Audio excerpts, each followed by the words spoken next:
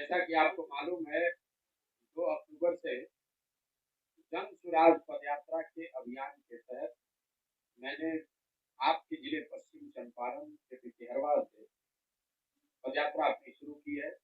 आज करीब करीब मुझे पैदल चलते हुए 37-38 दिन हुए हैं। इस दौरान हम लोग करीब करीब 2/3 पश्चिम चंपारण पैदल चलकर अभी आज यहाँ बैरिया पहुंचे हैं। अभी इस जिले में मुझे कुछ और दिन बिताने हैं। यहाँ से हम लोग नौतन, बेतिया, मझौलिया होते हुए पूर्वी चंपारण में जाएंगे। अभी तक का जो मेरा अनुभव रहा है उसको संक्षिप्त में अगर 2-4 जो महत्वपूर्ण बातें मेरी समझ में आई वो मैं आपसे साझा करता हूँ। उसके बाद आपके जो प्रश्न हैं उसका जवाब देंगे। यहाँ पश्चिम चंपारण में एक जो सबसे बड़ी समस्या जो हम लोग बिहार के स्तर पर समझते हैं, पलायन। ये बात तो पहले भी जानकारी थी कि बिहार से बहुत बड़ी संख्या में लड़के बाहर रोजगार की तलाश में, रोजी रोजगार की तलाश में जाते हैं। जब मैं यहाँ गाँव में इतने दिन से घूम रहा हूँ तो पलायन की समस्या की विकरालता का अनुभव हो रहा है। अभी छठ के बाद तो गाँव में कुछ नए युवा दिख रहे हैं, लेकिन छठ के पहले तक जब मैं गाँव में घूम रहा था तो ज्यादातर गाँव में मुझे वृद्ध बच्चे और महिलाएं मिलती हैं। और पूछने पर, पता करने पर पता चलता है कि 60 से 70% तक युवा जो काम करने के एज ग्रुप में हैं, ऐसे लोग 12 से 15,000, 20,000 की रोजगार की तलाश में या रोजगार के चलते, रोजगार के लिए बिहार से बाहर किन्हीं दूसरे राज्यों में काम करते हैं। और चंपारण में मुझे ऐसे लोग भी मिले जो लद्दाख से लेकर केरल तक जाने वाले लोग। कुछ एरिया में ऐसे भी लोग मिले जो लद्दाख जाते हैं, कुछ एरिया में ऐसे लोग मिले जो केरल जाते हैं। तो पूरे भारत में यहाँ से लोग जा रहे हैं। ये पलायन की विकरालता, यहाँ पर रोजी रोजगार का अभाव उस चीज को दिखाता है। दूसरी जो बड़ी बात यहाँ देखने को आई, ये जो बालू पत्थर उद्योग यहाँ होता था, वन्य राज अधिनियम के पूर्णतः लागू नहीं होने की वजह से, खासकर जो ऊपरी एरिया है, जो नॉर्थ का एरिया है, थरवट का एरिया जिसको आप बोलते हैं, उस एरिया में और उससे लगते हुए प्रखंडों में लोगों ने बड़ी संख्या में ये बताया कि वन राज्य अधिनियम के लागू नहीं होने की वजह से यहाँ जो पत्थर का काम था, बालू की जो उपलब्धता थी, वो पूरी तरीके से समाप्त हो गई है।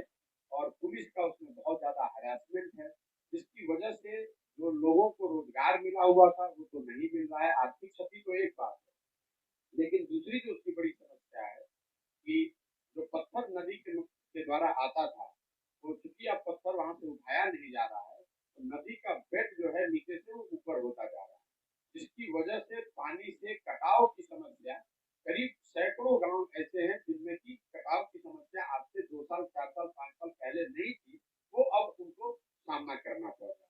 तो ये एक नई बात समझ में आई। तीसरी बात जो लोगों ने हर जगह बताया, यहाँ पर कृषि की जो दिक्कत है, भूमि उपजाऊ है। चंपारण में मैं जहाँ गया हूँ, अगर ये बूढ़ी गंडक के कुछ कटाव वाले एरिया को छोड़ दे, ये चौमुखा वाला जो एरिया है, तो ज्यादातर जगहों पर भूमि उपजाऊ है। कृषि योग्य भूमि का पूरा पूरा वहाँ कृषि हो रही है। लेकिन लोगों की जो समस्या है, यूरिया की अनुपलब्धता, एक तो 277 का यूरिया 800, 900, कुछ जगहों पर तो लोगों ने 1100, 1200 रुपए में भी यूरिया खरीदा है। लेकिन लोगों को पैसे से भी ज्यादा इस बात का दर्द है कि जब उनको जरूरत थी वो 1100 रुपए में भी यूरिया नहीं मिला। और जो फसलों के दाम है, यहाँ 2 मुख्य फसल अभी इस सीजन में है, धान और गन्ना। दोनों ही चीज में, जैसे धान की जो धान का समर्थन मूल्य है वो 2040 है, लेकिन अभी तक पूरे चंपारण में मुझे कोई ऐसा नहीं मिला 37-38 दिन में जिसने अपना धान 1300 रुपए से ज्यादा या 1350 रुपए से ज्यादा बेचा है। कुछ ऐसे लोग भी मिले जो 1000-1100 रुपए में भी मजबूरी में अपना धान बेच रहे हैं। गन्ने को लेकर जो लोगों ने बताया, यहाँ 3 मुख्य वेराइटी गन्ने की लोग उपजा रहे हैं। एक वेराइटी जो मिल वाले प्रेफर्ड वेराइटी मानते हैं या कैटेगरी ए जिसको मानते हैं, उसमें लोगों की शिकायत ये है कि उस वेराइटी में रोग ज्यादा लग रहा है और वो गन्ना सूख ज्यादा रहा है। लेकिन क्योंकि मिल वाले इंसिस्ट कर रहे हैं, दबाव दे रहे हैं कि नहीं आपको यही वेराइटी लगानी है, इसलिए ज्यादातर लोगों को वही वेराइटी लगानी पड़ रही है, जिससे कि उनको नुकसान हो रहा है। दूसरा लोगों ने गन्ने को लेकर दो तीन बातें जो बताई कि जो दूसरे कैटेगरी और तीसरे कैटेगरी का गन्ना है, मिल वाले उसको लगा रहे हैं, उसका पैसा कम, समर्थन मूल्य ही कम है, लेकिन उससे भी ज्यादा परेशानी है कि उस गन्ने को सबसे अंत में लिया जाए। अंत में लिए जाने की वजह से वो गन्ना कई जगहों पर लोगों ने इस बात की शिकायत की कि वो गन्ना हमारा खेत में खड़े खड़े ही सूख रहा है।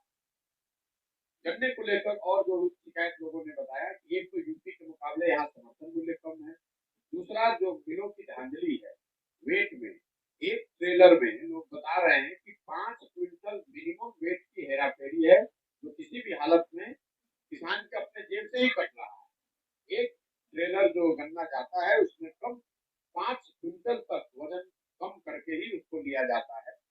पर्ची का जो सिस्टम था यहाँ, जिसमें बिचौलियों को बहुत बड़ी एक एडवांटेज उनको था, जिसके पास 10 बीघा भी खेत है उसमें 100 बीघे का 100 एकड़ का पर्ची बनाया हुआ है और इफेक्टिवली वो बिचौलिए के तौर पर छोटे किसानों से गन्ना खरीदकर मिल को बेचता है। सरकार ने उसमें शायद कुछ सुधार करके अभी मोबाइल पर सूचना देनी शुरू की है, पर्ची को रिप्लेस करने की कोशिश की गई है, लेकिन ज्यादातर किसानों से जहां तक मैं बात कर पाया हूँ, लोग अभी भी पर्ची पर ही आधारित हैं। खासकर जो छोटे गन्ना उत्पादक है, उन लोगों के पास ये मोबाइल वाली सुविधा या मोबाइल के माध्यम से पर्ची की जगह जो व्यवस्था बनाई गई है वो सुविधा अभी लागू नहीं हुई।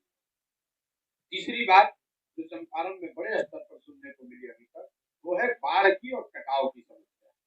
जैसे जो सीमांचल के कोसी के एरिया हैं या कुछ बिहार के दूसरे राज्य जिले हैं जहाँ पर कि हम लोग जानते हैं कि वहाँ बाढ़ आता है, वहाँ बाढ़ से बचने की या बाढ़ आ जाने पर उस पर राहत की सहायता की समुचित व्यवस्था है।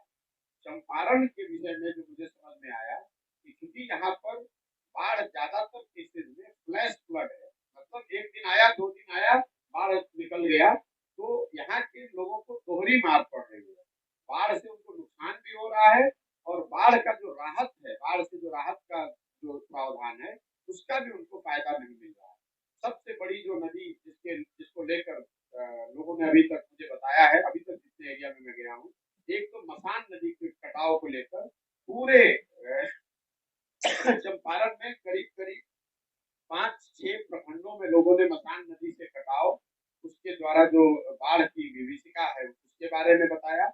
इसके साथ साथ यहाँ जो गंडक नदी है, जो आप इस एरिया में हम लोग बैठे हैं, तो नॉर्थ के एरिया में, नॉर्थ और सेंट्रल वेस्ट चंपारण में, उत्तर और मध्य चंपारण में आपको मसान नदी के कटाव और उससे आने वाले बाढ़ की बात, और निचले एरिया में ये बैरिया नौतन वाले एरिया में गंडक से कटाव, गंडक से बाढ़ की बात। जैसे मैं कल ही अभी पैदल चल के आ रहा था, तो जितने ग्रामीण मुझे मिले, चमुखा से लेकर बैरिया आने में करीब 30 किलोमीटर में चल के आ रहा हूँ, उसमें ज्यादातर लोगों की चिंता ये है कि 2001 से 2004 में बाढ़ आया था, लोगों को अपना घर, गांव, देहात, पंचायत छोड़कर 3 दिन 4 दिन भागना पड़ा था।